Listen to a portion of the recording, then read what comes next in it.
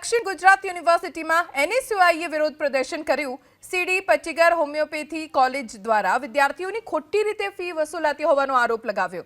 કોલેજના એમડીના વિદ્યાર્થીઓ પાસેથી 50,000ની અન્ય ફી વસૂલાઈ છે, તો બીએચએમએસના વિદ્યાર્થીઓ પાસેથી 65,000ની અન્ય ફી વસૂલાઈ છે, પરંતુ આ ફીની વિદ્યાર્થીઓને રસીદ પણ નથી અપાતી। વિદ્યાર્થીઓ રસીદ માંગે તો તેમને કાચી રસીદ કાગળ ઉપર લખીને આપી દેવાય છે। વિદ્યાર્થીઓને તેમની ફી પરત મળે અથવા ફીની સામે પાકી રસીદ મળે તેવી માંગ તેમણે કરી।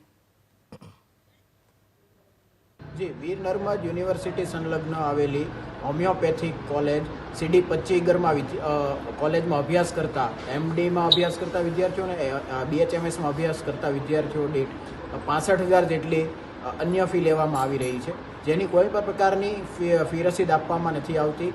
તેથી યુનિવર્સિટી ખાતે અવારનવાર આવેદનપત્ર આપવા છતાં યુનિવર્સિટી આજ દિન સુધી કોઈ પણ પ્રકારની કાર્યવાહી કરવામાં નથી આવી। તેથી આજરોજ કોલેજના વિરોધમાં કાર્યવાહી કેમ નથી કરવામાં આવી રહી, શા માટે થઈને આટલી ઢીલી કાર્યવાહી કરવામાં આવી રહી છે, શેના અંદાજે અથવા તો શેના ઇશારે કાર્યવાહી ધીમી ગતિએ કરવામાં આવી રહી છે, તે માટે એનએસયુઆઈના કાર્યકર્તાઓ યુનિવર્સિટી ખાતે કુલ સચિવની ઓફિસની બહાર જ તે ધરણા પ્રદર્શન કરવાનું આયોજન કરીને આજરોજ અહીંયા આવેલા છે।